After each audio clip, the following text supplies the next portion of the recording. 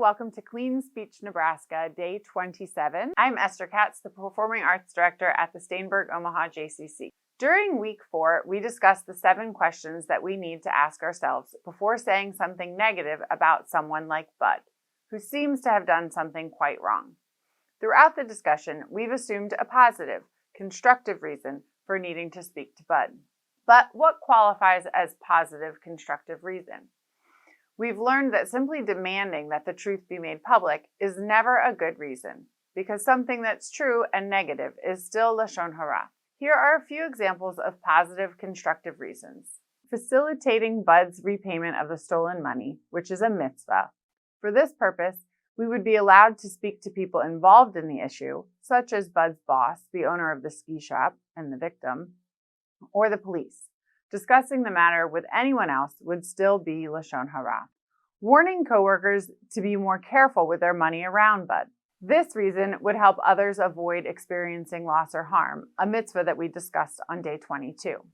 When doing so, you should tell them in advance that this is the reason that you're discussing the issue with them, so that they don't think you're speaking lashon hara.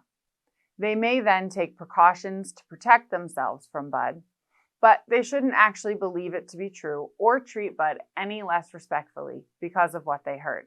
Teaching people a lesson about the significant problem of theft. It might be possible to accomplish this without identifying Bud, which would avoid the lashon hara issue altogether. Even educating Bud himself would be a constructive goal, so that he should learn to stop stealing. Of course, you still have to run through all 7 questions before speaking up for any of these reasons.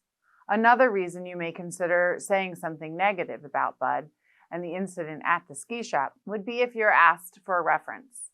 If someone else is considering hiring Bud or forging a business relationship with him, you have a positive, constructive reason to help others avoid potential harm or loss. In these situations, great care must be taken to carefully consider the needs of both parties. Remaining silent on a point of significance to a potential employer would be as problematic as overstating something negative about Bud.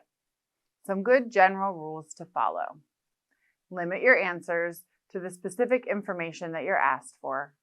Do share anything that would be grounds for terminating the relationship. And imagine yourself in the position of the person asking you for the reference, as well as the person you're speaking about.